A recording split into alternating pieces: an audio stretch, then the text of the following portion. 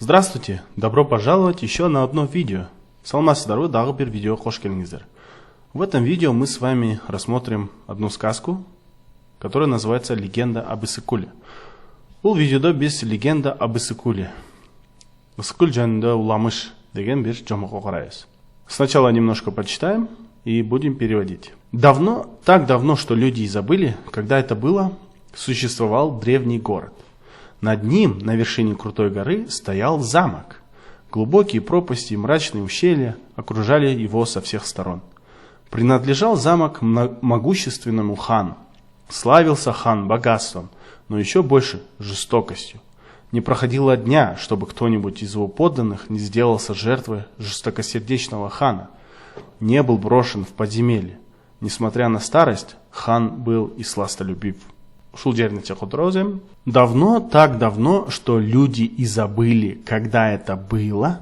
Илгери, ушунчалык илгери, адамдардагы унутуп калышты, качан болгонун. Существовал древний город. Существовал, бар экен байыркы шаар, древний город.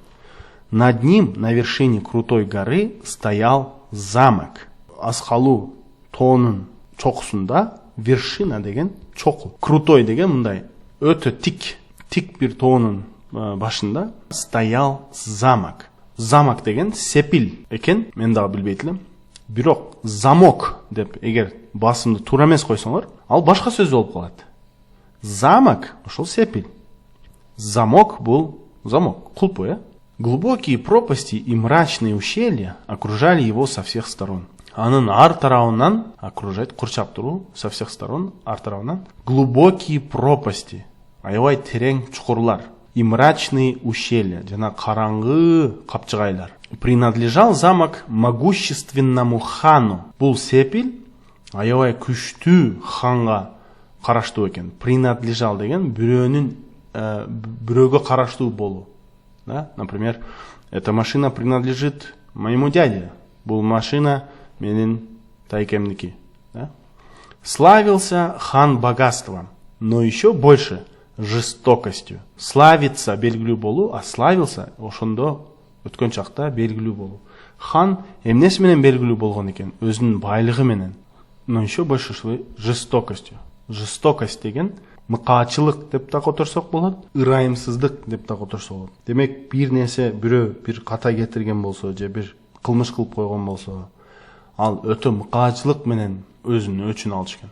Не проходило дня, чтобы кто-нибудь из его подданных не сделался жертвой жестокосердного хана. Бир да күн өтпөчү экен. Анын астындагы кызматчылардын бирөөсү ушул каардуу хандын курмандыгы болуп калбасына. Демек, күндө бирөө ушул каардуу хандын курмандыгы болуп калат экен да. Жертва деген курмандык.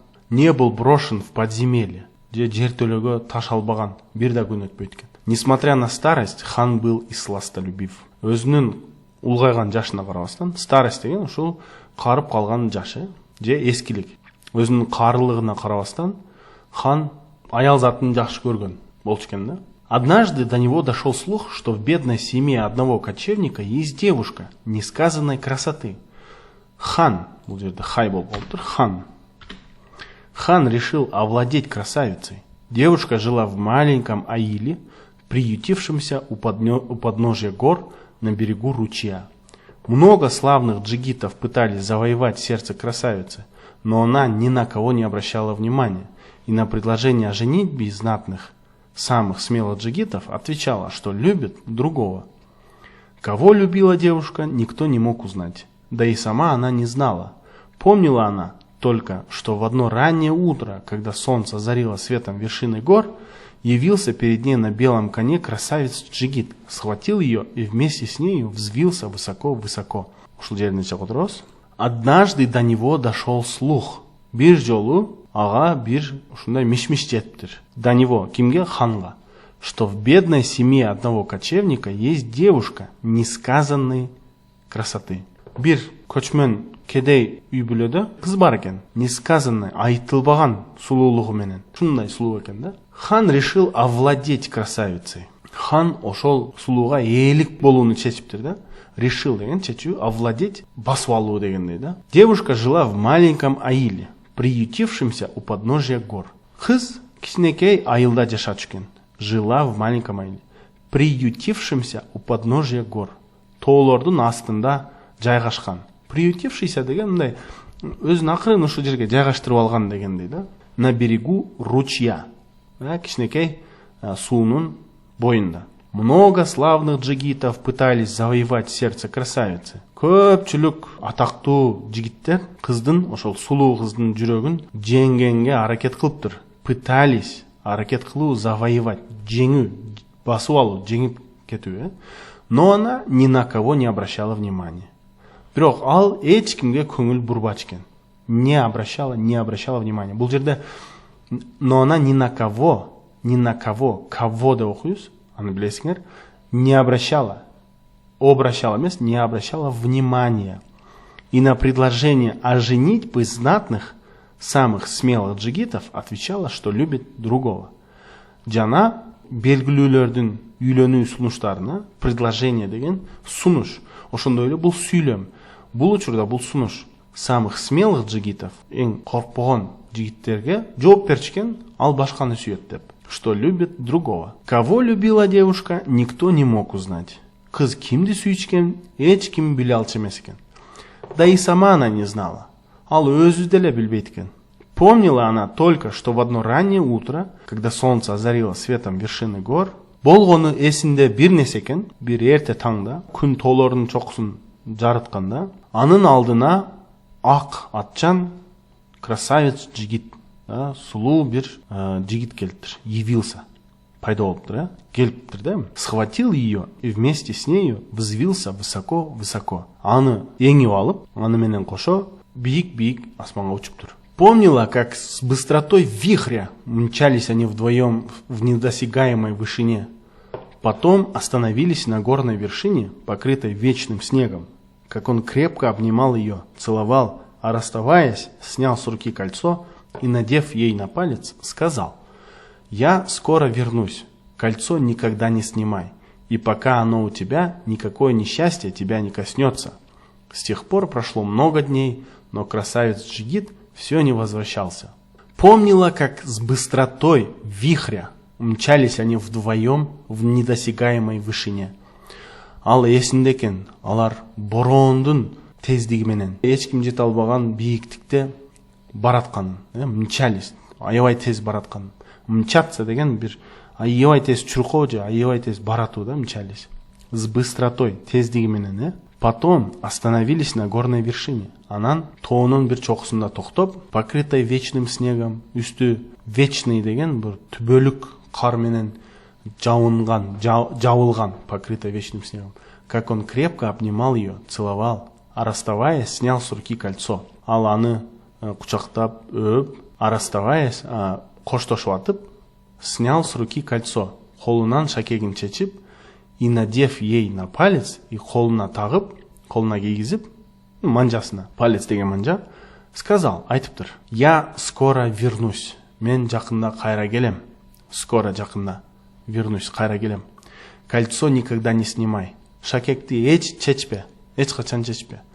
И пока оно у тебя, никакое несчастье тебя не коснется». Ал сенин колуңда турган маалда сага эч кандай жамандык тийбейт, не коснется, тийбейт.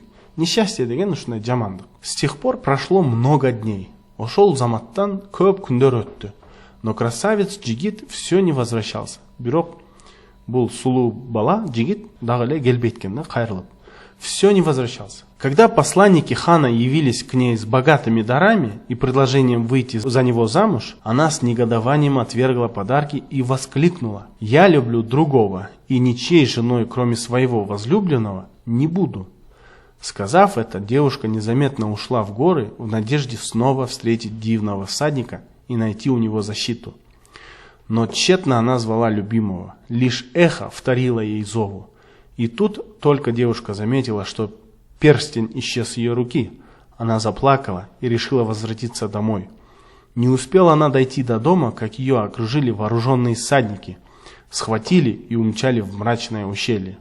Когда ее освободили и сняли повязку с глаз, она увидела себя среди сказочного великолепия и поняла, что находится во власти хана, в его проклятом замке, откуда убежать невозможно. Когда посланники хана явились к ней с богатыми дарами и предложением выйти за него замуж, она с негодованием отвергла подарки и воскликнула: «Посланник, хан жөнөткөн адамдар, ошо хан жөнөткөн адамдар анын алдына аябай бай ушундай белектер менен жана ага турмушка чыгуу сунушу менен келишкенде, ал с негодованием мындай жини келип десек болот да, с негодованием отвергла подарки и воскликнула.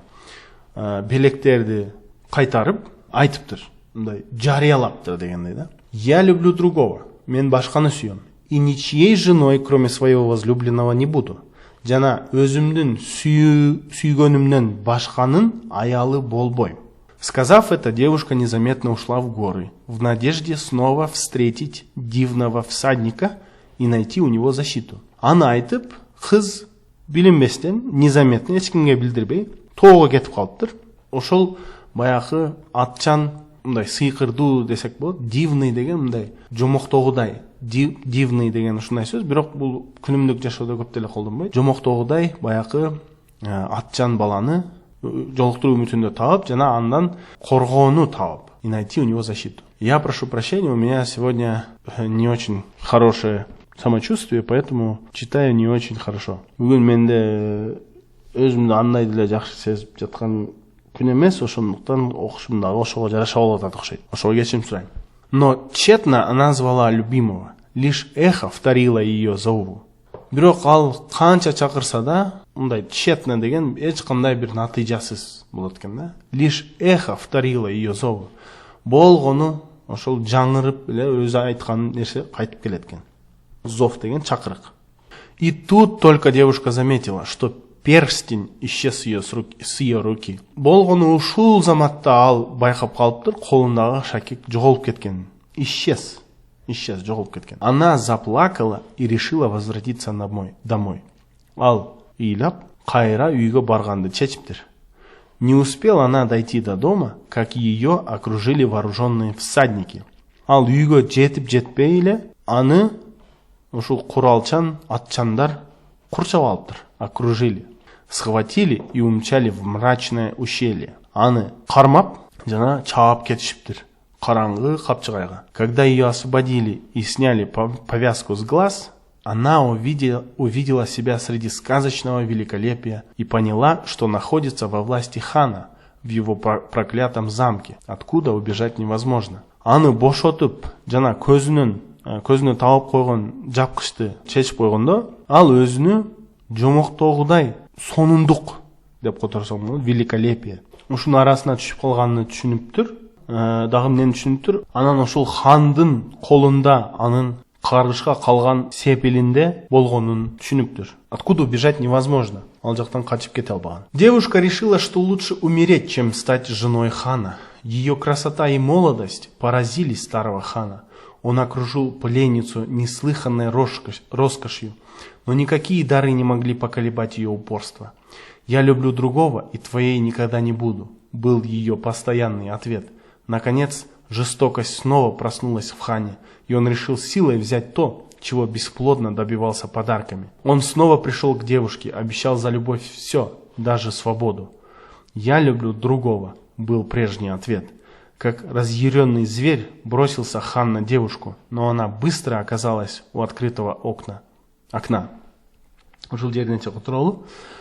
Девушка решила, что лучше умереть, чем стать женой хана. Кыз хандын аялы болгондон көрө өлгөн жакшы деп чечиптир. Девушка решила, лучше умереть, чем стать женой хана. Хандын аялы болгонго караганда. Ее красота и молодость поразили старого хана. Анын сулуулугу жана жаштыгы кары ханды аябай таң калтырыптыр. Поразили. Он окружил пленницу неслыханной роскошью. Эч ким укпаган, элдер билбеген байлыктар менен, роскош деген ушундай баалуу нерселер менен курчаптыр ошол кызды. Пленница деген колго түшүп отурган адамды. Туткун десек болот да. Бирок анын өжөрлүгүн эч кандай белектер кыймылдата албайт экен. Демек анын чечимин эч кайсы белектер өзгөртө албайт экен. «Я люблю другого, и твоей никогда не буду». Мен башканы сүйөм, жана сеники эч качан болбойм. Был ее постоянный ответ. Анын эч өзгөрбөгөн жообу болчу экен. Наконец, жестокость снова проснулась в хане. Аягында зардык, мыкаачылык кайрадан ханда ойгонуп, и он решил силой взять то, чего бесплодно добивался подарками. Натыйжасыз, бесплодно деген, натыйжасыз белектер менен жетем деп аракет кылып аткан нерсени күч менен алганы чечиптир. И он решил силой взять, да? Күч менен алганы. Он снова пришел к девушке, обещал за любовь все. Даже свободу. Ал кызга кайра келиптир. Сүйүүгө баарын убада бериптир. Жада калса эркиндикти. Я люблю другого. Был прежний ответ. Мен башканы сүйөм. Ошол эле жооп болчу экен. Как разъяренный зверь бросился хан на девушку, но она быстро оказалась у открытого окна. Ачууланган айбанга окшоп, хан бросился на девушку, да? Кызга таштаптыр, бирок ал бат эле ачык терезенин астында болуп калыптыр. Нет, хан, я не буду твоей. И с громким проклятием девушка бросилась вниз. В тот же миг дрогнули неприступные стены, рухнули гранитные своды, провалился мрачный замок старого хана, и из всех ущелий хлынула вода. Уже скрылись под водой развалины ханского замка, а вода все прибывала и прибывала, пока не затопила большую долину. На месте зловещего ханского замка, среди голых и темных утесов, заиграло голубое, как небо чистое, как хрусталь, и горячее, как девичье сердце, горное озеро, которое люди назвали Иссык-Куль. Под серебристой поверхностью озера в тихие летние вечера, когда солнце садится в горах, до сих пор видны остатки сказочного замка, и оттуда доносится жалобное пение девушки. Очень интересная сказка. Давайте переведем конец. Нет, хан, я не буду твоей. Жок, хан, мен сеники болбойм. И с громким проклятием девушка бросилась вниз. Үнү өтө катуу чыккан каргыш менен кыз ылдый жөнөп кетиптир. В тот же миг дрогнули неприступные стены, рухнули гранитные своды. Ошол заматта эч ким жете албаган дуалдар.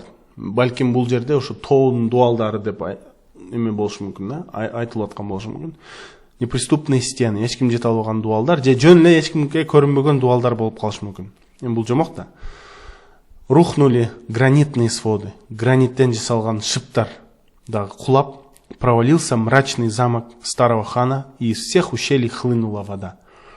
Ушул замоктун, ушул сепилдин дуалдары экен дагы, анан ушул сепилдин шыптары экен, Провалился мрачный замок, ушу караңгы сепил, эски хандын, кары хандын караңгы сепили кулап, жана ар бир кычыктан, ар бир тешиктен суу жөнөптүр. Уже скрылись под водой развалины ханского замка. Суунун астында хандын сепилинин ушул бузундулары жабылып калыптыр. А вода все прибывала и прибывала, а суу токтобой келе беришкен, пока не затопила большую долину. Ушул чоң өрөөндү мындай жаап салгыча келе бериптир да суу. На месте зловещего ханского замка среди голых и темных утесов заиграло голубое, чистое как хрусталь, и горячее, как девичье сердце, горное озеро, которое люди назвали Иссык-Куль.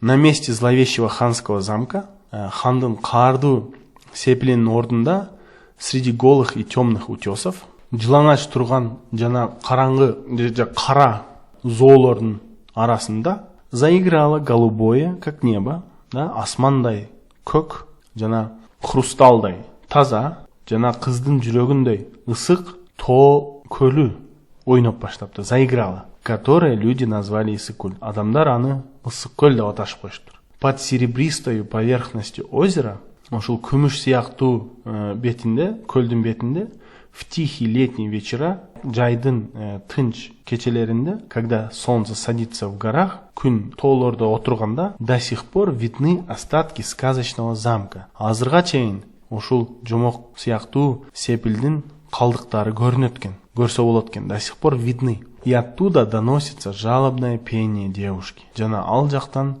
кыздын жалбарап ырдаган ыры угулат экен, жалобное пение. Сонун жомок экен, сиздер кандай деп ойлойсуздар? Мага аябай жакты. Если вам понравилась эта сказка, пожалуйста, поставьте лайк, поделитесь, задайте вопрос, прокомментируйте. Если вы не подписаны на наш канал, пожалуйста, подписывайтесь. До скорых встреч!